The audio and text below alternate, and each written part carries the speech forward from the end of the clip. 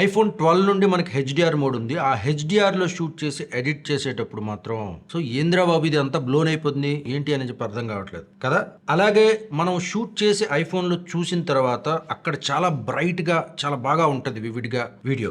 కానీ అది ఎక్స్పోర్ట్ చేసిన తర్వాత మళ్ళా దాని బ్రైట్నెస్ లెవెల్స్ దాని రేంజ్ ఆఫ్ క్వాలిటీ మారిపోతుంది. బట్ దానికి కారణం ఏంటి? ఈ డౌట్స్ అన్ని ఉన్నాయి కదా, ఈ డౌట్స్ అన్ని క్లియర్ అవ్వాలి అంటే మనం ఈ వీడియో చూడాలి. ఎందుకంటే దానికి ఒక ట్రిక్ ఉంది. ఆ ట్రిక్ ఏంటో నేను చెప్తాను. దీంట్లో చాలా స్టేజెస్ ఉన్నాయి, అది మీకు అర్థం కావాలి. కాబట్టి ఈ వీడియోలో ఆ డౌట్స్ అవన్నీ కూడా ఆ స్టేజెస్ అన్ని మనం క్రాస్ చేసి క్లియర్ చేసుకుంటాము. ఓకే, మరి ఇంకెందుకు late, let us start. Hi everyone, welcome to KM creative zone. This is Kishore Marsetti. ఈ రోజు మన ఐఫోన్ ఫుటేజ్ అంటే ఐఫోన్ 12 నుండి మనకి హెచ్డిఆర్ ఫుటేజ్ ఎలా ఎక్స్పోర్ట్ చేసుకోవాలి మన సోషల్ మీడియాలో, దానికి ఏ స్టెప్స్ ఫాలో అవ్వాలో మనము ఈ వీడియోలో చూద్దాము. ఫస్ట్ మీ ఫోన్ లో ఎస్పెషల్లీ మళ్ళీ చెప్తున్నానండి, ఇది ఐఫోన్ 12 నుండి మనకి హెచ్డిఆర్ లో మనం వీడియో రికార్డ్ చేసుకునే ఫీచర్ 12 నుండి ఉంది. సో 12 తర్వాత వాళ్ళందరికి కూడా ఈ ఫీచర్ కనపడుతుంది. సో మీరు సెట్టింగ్స్ లోకి వెళ్ళండి. సెట్టింగ్స్ లోకి వెళ్ళిన తర్వాత కెమెరాలోకి వెళ్ళండి. మీకు ఇక్కడ ఫస్ట్ వీడియో రికార్డింగ్ అని ఉంటుంది. సో వీడియో రికార్డింగ్ లో బేసికల్లీ మీకు 4K కావాలా లేకపోతే ఫుల్ హెచ్డి కావాలా అనేది మీరు డిసైడ్ చేసుకోండి. ఇప్పుడు నేను 1080p అంటే full HD at 25p Paul ఎందుకు 25 ఫ్రేమ్స్ లో రికార్డ్ చేయాలని చెప్పేసి మన దగ్గర ఒక వీడియో ఉంది, అది చూడండి, మీకు ఆ డీటెయిల్స్ అర్థమవుతుంది. 25 ఫ్రేమ్స్ కనపడలేదు అంటే కొంచెం కిందకు వచ్చారంటే మీకు షో పాల్ ఫార్మాట్స్ అని ఉంటుంది, అది ఎనేబుల్ చేసుకోండి. దాని కింద మీకు హెచ్డిఆర్ వీడియో అని చెప్పేసి ఒకటి ఉంది. సో దీన్ని కూడా మీరు ఎనేబుల్ చేసుకోవాలి. హెచ్డిఆర్ లో ఎనేబుల్ చేసుకుంటే మీకు 10 బిట్ లో high dynamic range Dolby vision తో మనకి రికార్డ్ అవుతుంది. సో ఆ ఫుటేజ్ నే ఇప్పుడు మనం ఎలా ఎక్స్పోర్ట్ చేయాలనేది మనం చూద్దాం. మనం ఫోన్ లో రికార్డ్ చేసినప్పుడు ఎట్లా ఉంటుందో ఎక్స్పోర్ట్ చేసినప్పుడు ఆ క్వాలిటీ అలాగే ఉండాలి. దానికోసమే మనం ఈ వీడియో చేస్తున్నాం. ఓకే, నెక్స్ట్ మనం ఫైనల్ కట్కి వెళ్ళిపోదాం.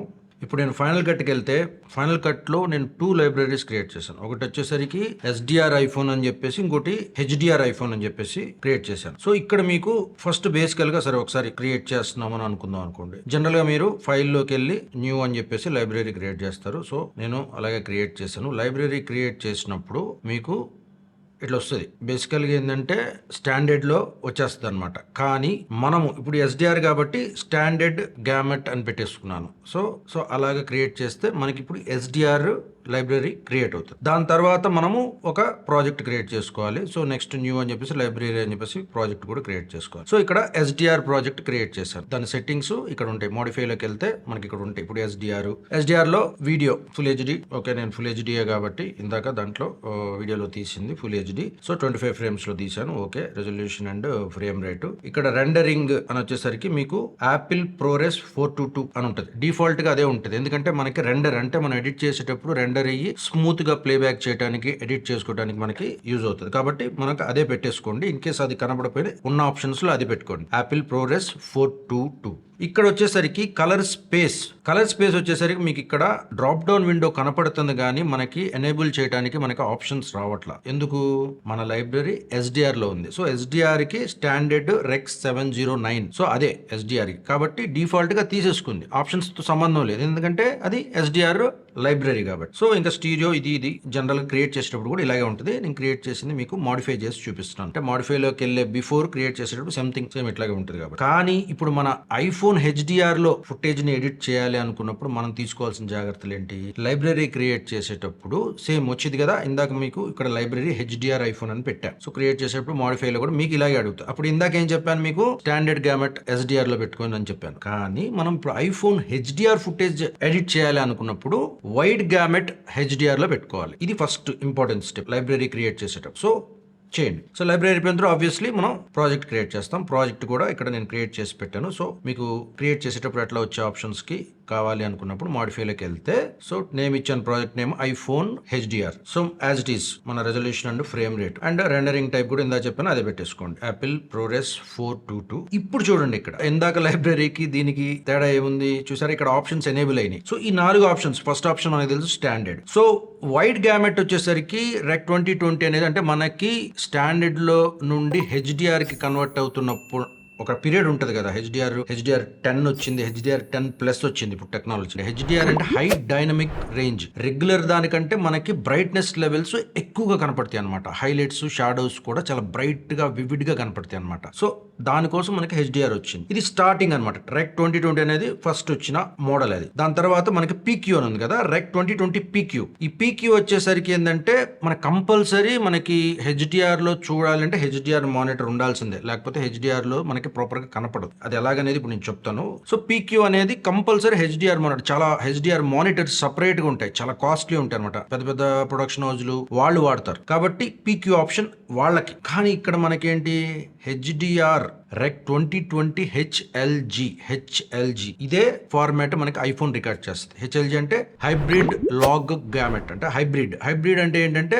బోత్ సైడ్స్ గా ఉంటది అనమాట, ఫ్లెక్సిబిలిటీ ఎక్కువ ఉంటుంది. సో ఇది ఏంటంటే మీకు హెచ్డిఆర్ మానిటర్ ఉన్నప్పుడు హెచ్డిఆర్ లో ప్లే అవుతుంది, స్టాండర్డ్ మానిటర్ ఉందనుకోండి స్టాండర్డ్ కన్వర్ట్ స్టాండర్డ్ కి సెట్ అయిపోతుంది, అంటే రెండింటికి సెట్ అవుతుంది. అదే మనకి ఇప్పుడు కావాల్సిన ఆప్షన్. రెక్ 2020 హెచ్ఎల్జీ లో మనం పెట్టుకోవాలి. సో మిగతా అన్ని సేమ్ ఆప్షన్స్ ఓకే పెట్టేసేయండి. సో ఇప్పుడు మనము 2 లైబ్రరీస్ క్రియేట్ చేసాం, ఒకటి ఎస్డిఆర్ అండ్ ఒకటి హెచ్డిఆర్. ఓకే, సో ఇప్పుడు మనము రెగ్యులర్ ఫస్ట్ దానికి వెళ్దాం. ఎస్డిఆర్ లోకి వెళ్ళి మనము, నా దగ్గర కొన్ని నేను షూట్ చేశాను ఐఫోన్ లో. సో టైమ్ లైన్ లోకి లాగా చూడండి, ఇక్కడ మనకి ఇన్ఫో లోకి వెళ్ళండి, దాని మెటా డేటా వస్తుంది, దాని డీటెయిల్స్ వస్తాయి మనకి. ఇక్కడ వచ్చేసరికి కొడాక్ అని చూసారా, ఇక్కడ మీకు ఇన్ఫోలోకి వెళ్ళినప్పుడు H.264 అంటే ఇది స్టాండర్డ్ లోనే ఉంది. H.265 హెచ్ఎల్జీ అంటే మనకి హెచ్డిఆర్.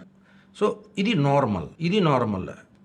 ఇక్కడ ఇంకోటి గమనించాలి మీరు, ఇది హెచ్డిఆర్ కానీ ఇది బాగానే చూపిస్తుంది. కారణం ఏంటంటే మనకి ఇంకో ఇంపార్టెంట్ పాయింట్ వచ్చేసరికి, మీరు ఫైనల్ కట్ ప్రో 10.6.6 లో ఏమైపోయిందంటే ఈ వర్షన్ అంటే ఎబోవ్ ఇక నుండి ఇప్పుడు 11.1 వచ్చేసింది కదా, 10.6.6 నుండి మనకి ఆటోమేటిక్ గా మీరు టైం లైన్లోకి ఎస్డిఆర్ టైం లైన్లోకి లాగారనుకోండి, మీకు హెచ్డిఆర్ కంటెంట్ని మీకు ఆటోమేటిక్ కలర్ కరెక్ట్ చేసేస్తుంట, అడ్జస్ట్మెంట్ చేసేస్తుంది మనం చేసుకోకుండా. సో అదే అనమాట. ఇక్కడ మీరు ఇక్కడ చూస్తే ఇన్స్పెక్టర్ విండోలో, వీడియో ఇన్స్పెక్టర్లో కిందకు వస్తే కలర్ కన్ఫర్మ్ అని చూసారా, కలర్ కన్ఫర్మ్ టైప్ ఆటోమేటిక్ అని ఉంది. సో ఇది తర్వాత వచ్చిన అప్డేట్ అనమాట. ఇప్పుడు ఈ కలర్ కన్ఫర్మ్ ని నేను ఆల్రెడీ ఎనేబుల్ అయ్యింది కదా, డిజేబుల్ చేశాను అనుకోండి, చూసారా ఇప్పుడు చూసారా బ్లో అయిపోయింది మొత్తం. ఇందాక ఎనేబుల్ చేస్తున్నా, కరెక్ట్ సెట్ అయింది ఎక్స్పోజర్, చూసారా ఇదనమాట. ఇదే మనకి వచ్చే ప్రాబ్లం మన ఐఫోన్ ఫుటేజ్ ని ఎడిట్ చేసేటప్పుడు. సో ఇది 10.6 నుండి మనకు అలా ఉంది. ఇన్ కేస్ 10.6.6 బిఫోర్ ఓల్డ్ ఎలా వాడాలంటే వాళ్ళకి చూపిస్తాను, తర్వాత మనకి లేటెస్ట్ వాళ్ళది చెప్తాను. మీరు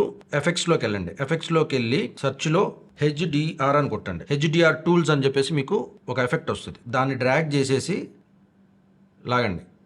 సో ఇలాగే ఉంటుంది మీకు కూడా.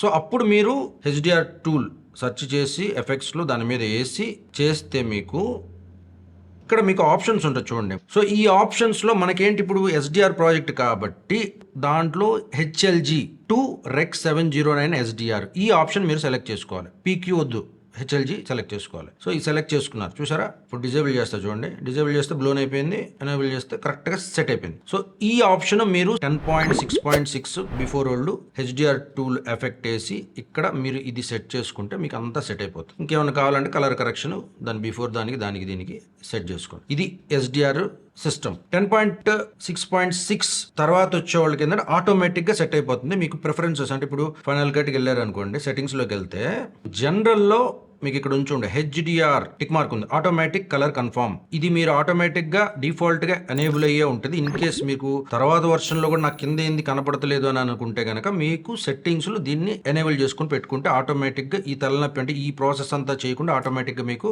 సెట్ అయిపోతుంది. నెక్స్ట్ వచ్చేసరికి హెచ్డిఆర్ లైబ్రరీ గురించి వెళ్దాం. ఓకే, హెచ్డిఆర్ క్లిక్ చేశాను. ఇక్కడ కూడా నేను ఒక లైబ్రరీ క్రియేట్ చేశాను, మీకు ఆల్రెడీ చూపించాను నేను అది. ఇక్కడ వచ్చేసరికి మనకు ఆల్రెడీ హెచ్డిఆర్ సెటప్ కాబట్టి ఇది ఆటోమేటిక్ హెచ్డిఆర్ లో చూపించేస్తుంది మీకు అన్ని కూడా. ఒకసారి డబుల్ క్లిక్ చేస్తే ఈ పైన బ్లాక్ బార్ ని మీకు ఎక్స్పాండ్ అవుతాయి. సో ఇక్కడ కన్ఫర్మ్ అవ్వలేదు, ఇది తీసేసాను చూడండి. కన్ఫర్మ్ అయిన దానికి ఆ బ్లో అయిపోయింది కదా. సో అది ఇక్కడ వచ్చేసరికి ఆటోమేటిక్ గానే పెట్టుకోవచ్చు. మీరు మాన్యువల్కి వెళ్ళారు అనుకోండి, ఇక్కడ మళ్ళీ మీకు ఆప్షన్ వస్తాయి కన్వర్షన్ టైప్. దీన్ని క్లిక్ చేస్తే ఇక్కడ సేమ్ ఏదైతే మనకి హెచ్డిఆర్ టూల్ లో కనపడిన టూల్స్ అన్ని కూడా ఇక్కడ వచ్చేస్తాయి. సో మీరు ఐఫోన్ ఫుటేజ్ చేసేసుకున్నప్పుడు ఆటోమేటిక్ పెట్టేసుకోండి, ఎందుకంటే ఆ మెటాడేటా తీసుకొని దాని డీటెయిల్స్ తీసుకొని అది ఆటోమేటిక్గా కన్వర్షన్ చేస్తాయి. ఓకేనా? లేదు అంటే ఇప్పుడు ఏం చేయాలి, హెచ్ఎల్జీ టు ఎస్డిఆర్ అనేది పెట్టుకోండి. ఎస్డిఆర్ లైబ్రరీలో పెద్ద ప్రాబ్లం ఉండదు, అన్ని సేమ్గా ఉంటాయి. బట్ హెచ్డిఆర్ దాంట్లోకి ఎస్డిఆర్ ఫుటేజ్ వేసి మిక్స్ అండ్ మ్యాచ్లో వేసినప్పుడు మనం ఒక్కసారి చెక్ చేసుకోవాల్సింది ఏంటంటే దాని ఎక్స్పోజర్ లెవెల్స్ అండ్ దీని ఎక్స్పోజర్ లెవెల్స్ ప్రాపర్గా ఉన్నాయా లేదా అని చెప్పి. సో ఇక్కడ మీరు చూస్తే నా దాంట్లో ఇప్పుడు ఈ క్లిప్ పైన నేను ఆల్రెడీ రాసి పెట్టాను ఇక్కడ. సో ఈ క్లిప్ పైన హెచ్డిఆర్ అని చెప్పి నేమ్ చేసి పెట్టాను, మీరు కన్ఫ్యూజ్ అవ్వకుండా. దాని పక్కనే మనకి ఎస్డిఆర్ ఫుటేజ్ ఉంది, చూసారా? బాగా కనపడడానికి చేస్తాను. ఇక్కడ ఇది ఈ రెండు క్లిప్స్, ఒకటి హెచ్డిఆర్ ఒకటి ఎస్డిఆర్. మీరు చూస్తుంటే వీడియో స్కోప్స్ లోకి వెళ్ళండి, అది ప్రాపర్ గా మన కంటికి ఒక్కోసారి కన్ఫ్యూజ్ అవుతాం మనం. అందువల్ల ఏం చేయాలి అంటే మన దగ్గర ఉన్న టూల్స్ ని నమ్మాలి ఎప్పుడైనా సరే. వీడియో స్కోప్స్ ఎనేబుల్ చేసుకుంటే మీకు ఆటోమేటిక్ గా ఆ ల్యూమా స్కోప్ కి వెళ్ళండి. వీడియో స్కోప్ లో కూడా ల్యూమినెన్స్ వాల్యూ అంటే మనకు బ్రైట్నెస్ లెవెల్స్, హెచ్డిఆర్ అంటే మనకు హై డైనమిక్ రేంజ్ కాబట్టి ఆ బ్రైట్నెస్ లెవెల్స్ తెలియాలి అంటే మనకి బేసిక్ గా మనకున్న స్కోప్స్ లో వేవ్ ఫామ్ లోకి వెళ్ళి తర్వాత ల్యూమా సెలెక్ట్ చేసుకుంటే మీకు ఇది కనబడుతుంది. ఆల్మోస్ట్ 0 నుండి 100 వరకు ఆ డైనమిక్ రేంజ్ బాగా ఉంది. ఇప్పుడు ఎస్డిఆర్ క్లిప్ దగ్గరికి వచ్చాను, క్లిప్ మీదకి. ఇక్కడ చూసారా ఆటోమేటిక్గా మనకి బ్రైట్నెస్ లెవెల్స్ హెచ్డిఆర్లో ఉన్నంత బ్రైట్నెస్ లెవెల్స్ లేవు. బట్ చూస్తానికి కొంచెం పెద్ద తేడాగా మనకు తెలియట్లా. బట్ ఇక్కడ వేవ్ ఫామ్లో మీకు క్లారిటీ అర్థమవుతుంది. ఇది ఆల్మోస్ట్ 100 టచ్ అయిపోయింది బ్రైట్నెస్ లెవెల్స్, బట్ చూడటానికి చాలా బాగుంది. బట్ ఎస్డిఆర్లో ఆల్మోస్ట్ 70 బిలోనే ఉంది. సో మనం ఏం చేయాలి, ఈ రెండింటిని మ్యాచ్ చేయాలి. సో స్కోప్స్కి వెళ్ళినా పర్లేదు. ఒక్కసారి నేను గ్లోబల్ ఒకసారి పెంచాను, గ్లోబల్ పెంచి కొంచెం షాడోస్, కొంచెం హైలైట్స్, ఒకసారి ఇది డిజేబుల్ చేస్తే మీకు తెలుస్తుంది ఆ బ్రైట్నెస్ లెవెల్స్ రేంజ్ ఏంటనేది. సో ఇప్పుడు ఆల్మోస్ట్ మనకు కూడా ఏంటంటే ఎస్డిఆర్ క్లిప్ కూడా మనకి హెచ్డిఆర్ రేంజ్లో వచ్చేసింది బ్రైట్నెస్ లెవెల్స్. సో ఇలాగా మీరు మ్యాచ్ చేసుకోవాలి. నేను జనరలైజ్డ్గా చెప్తున్నాను, కొంచెం కూర్చొని ఎవ్రీథింగ్ ప్రాపర్గా ఉందా లేదా అని చెప్పేసి mid tones, highlights and shadows మీరు చెక్ చేసుకొని ఆ తర్వాత మీరు ఫైనల్ ఎక్స్పోర్ట్ చేసేటప్పుడు మీరు డిఫాల్ట్ ఏదైతే ఉందో ఎక్స్పోర్ట్ డిఫాల్ట్ సెట్టింగ్స్లోకి వెళ్తే మీకు ఇక్కడ సో MP4లో మీకు కావాలి అనుకున్నప్పుడు మీరు కంప్యూటర్ సెలెక్ట్ చేసుకుంటే MP4 ఫార్మాట్లోకి ఎక్స్పోర్ట్ అవుతుంది. మీకు మారింది చూసారు ఇక్కడ కింద .mp4 వచ్చింది. ఇందాక నేను ఒకవేళ in case video and audio నొక్కాను అనుకోండి, అప్పుడు .mov ఉంది. MOV ఫైల్ ఏంటంటే క్వాలిటీ ఫైలే కానీ చాలా సైజ్ ఎక్కువ వస్తుంది, 1.13 GB ఉంది. అదే మీరు కంప్యూటర్ సెలెక్ట్ చేసుకుంటే 176 MBకి వచ్చేసింది. సేమ్ క్వాలిటీలో వేరియేషన్ ఉండదు. బట్ మనకి నెక్స్ట్ వీడియో కోడాక్ వచ్చేసరికి ఇది చాలా ఇంపార్టెంట్ అండి. H.264 చేస్తే మనకి స్టాండర్డ్లోకి వెళ్ళిపోతాం. కానీ మనం ఇక్కడ HEVC 10-bit HLG Dolby vision 8.4 ఇది సెలెక్ట్ చేసుకోవాలి. ఇది సెలెక్ట్ చేసుకుంటే మీరు ఫైల్ సైజ్ చూసినా సరే దీనికి ఇంకా తక్కువే వచ్చింది. మనకి ఫైల్ సైజ్ 170 వచ్చింది, ఇప్పుడు 157 వచ్చింది. అంటే కంప్రెస్డ్ ఫైల్లోనే మనకి హై డైనమిక్ రేంజ్ వీడియో రావడం జరిగింది అనమాట. దీన్ని ఎక్స్పోర్ట్ చేసేసుకోవాలి. మీరు ఒకసారి ఇక్కడ కూడా చెక్ చేసుకుంటే వేరియేషన్ తెలిసిపోతుంది. చూడండి హైలైట్స్లో దీనికి అడ్జస్ట్ చేశాను కాబట్టి దీని బిఫోర్ క్లిప్కి దీనికి బాగా వచ్చింది. తర్వాత దానికి నేను మళ్ళీ ఎస్డిఆర్ని అడ్జస్ట్ చేయలే, అందువల్ల ఇది డల్గా ఉంది. కానీ నెక్స్ట్ 11 అని పెట్టాను .mp4. ఓకే, ఎక్స్పోర్ట్ నేను కొట్టేశాను. బట్ మీరు Shift Ctrl R కొట్టి అంటే ఫుల్ రెండర్ చేసి తర్వాత ఎక్స్పోర్ట్ చేయండి. అప్పుడు ఏంటంటే మీకు స్మూత్గా వస్తుంది వీడియో కూడా. ఎందుకంటే టైటిల్స్, ఎఫెక్ట్స్ ఇవన్నీ వేసేటప్పుడు మనకి రెండర్ చేసి ఎక్స్పోర్ట్ చేయడం బెటర్ ఆప్షన్. లేదంటే మనకి గ్లిచీనెస్ వచ్చేస్తుంది అనమాట. ఇప్పుడు దీంట్లో అయితే ఎక్కువ టైటిల్స్ ఏం లేవు, నో ప్రాబ్లం వచ్చేస్తుంది. సో ఒక్కసారి చెక్ చేద్దాం.